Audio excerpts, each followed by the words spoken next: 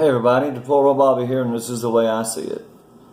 Today, I want to remind you of the silver. 2 free 1-ounce silver bars, 999 pure silver, is going to be given away at the end of May on June 1st on a live stream at 8 p.m. So, subscribe or be a subscriber, leave a comment. Your name goes in the hat, we'll have the drawing that night. Tonight, I'm going to talk a little bit about Trump and his decision. Twitter exploded Sunday night with the comments about Trump's decision to send the aircraft carrier Abraham Lincoln and the carrier strike force, as well as Air Force bombers, to the Middle East Sunday night. Bulldog John Bolton delivered the statement announcing the carrier redeployment in advance of the strike force reaching the Middle East. So he let the world know that our ships were on the way before they ever got there. So, sounds very confident to me. Bolton cautioned Iran that any Iranian-backed attack on an American interest or those of its allies in the region will be met with unrelenting force. The redeployment is in response to intelligence information indicating that the Iranian Revolutionary Guard is planning new attacks against the 5,200 U.S. troops in Iraq. Iran has trained Shiite Arabs for years, which repeatedly attack American troops. The search for ways to strike the U.S. troops has intensified after Iran's Revolutionary Guard was designated as a terror organization by the U.S. Tehran was furious over this action because stiff economic penalties against the group makes it difficult to buy weapons and supplies and to travel. This move by the Trump administration is the first time a group within a nation's government has been put on the list of terror groups. So this is a brand new thing that Trump's done. He's all the time breaking new ground. Iran is desperate to retaliate against the U.S. for ending waivers that allowed China and Japan, India, and South Korea to purchase Iranian oil. But you have to understand that those 4 countries purchase 80% of Iranian oil. Trump has ended those waivers that allow them to buy oil. So Iranians' oil production has been cut drastically. The president of Iran has declared all American forces in the Middle East and the U.S. as sponsors of terrorism. So now we're terrorists. But that's okay. But you know, the president, he sent those ships over there because we're not going to let Iran cargo ship that oil out of there to Japan and India and South Korea. It's over. Any oil that gets in or out is going to have to sneak it out a gallon at a time. Iran warned the U.S. that if it stopped the sale of Iranian oil, it would ensure that all Middle Eastern supplies to the West will not export any oil out of their country.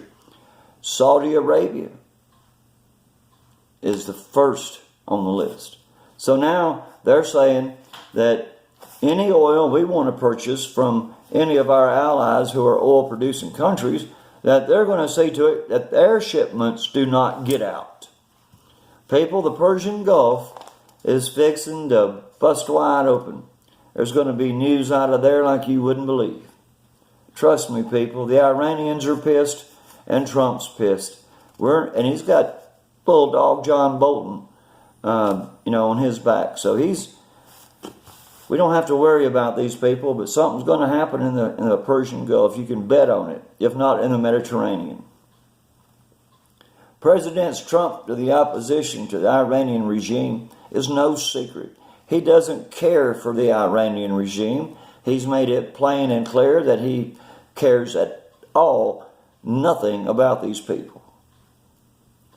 Just last year, President Trump withdrew from the Iran nuclear deal. Remember that? The deal Obama had, when he sent him all those millions of dollars, billions of dollars on pallets in U.S. military cargo airplanes. The message is loud and clear. And in no way will we minister to Iran. We will not bow down to Iran. Iranians are not happy about Trump and his sanctions. It's understandable. They would much prefer to have Obama or Hillary in the White House. Remember, like I said, our Muslim non-American president, number 44, gave pallets of cash to Iran. Well, Trump is no Muslim, so Iran needs to be prepared for anything military force is always on the table. Be prepared for anything. Military force is always on the table. Thank you, President Trump. Something else the president did on a different topic. President Trump said during a White House meeting on school safety that the nation needs to address the issue of what young people are seeing.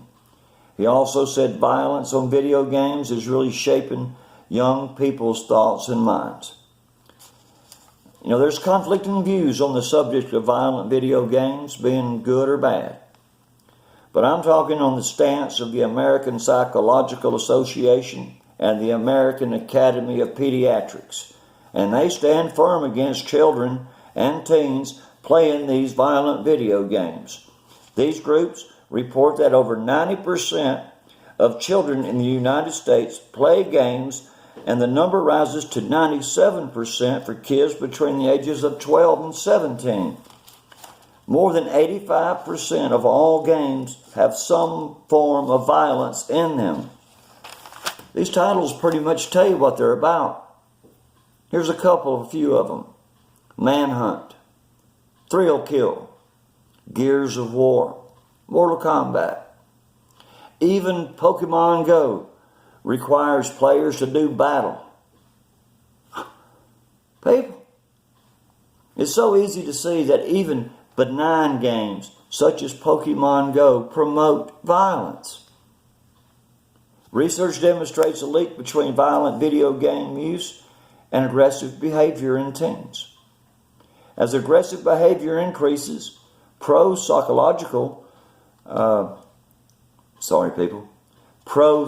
behavior, empathy, and moral engagement diversiveness is decreased substantially. The American Academy of Pediatrics noted that we are people and should not use human beings as targets and be awarded points for killing because it teaches kids to associate pleasure and success with their ability to cause pain and suffering to others. Let me sum up the opposition opinion. Violent video games decrease aggression because the kids relieve their aggression by playing video games. People, what do you think? Do you think that video games increase aggression in our kids? Or does it allow them to get aggression out? I guess this is a topic that will never be answered. But people, I just want to let you know what Trump thought about it. Personally, I'm not a doctor, so I don't know. But it makes sense that these kids go into their rooms after they get out of school.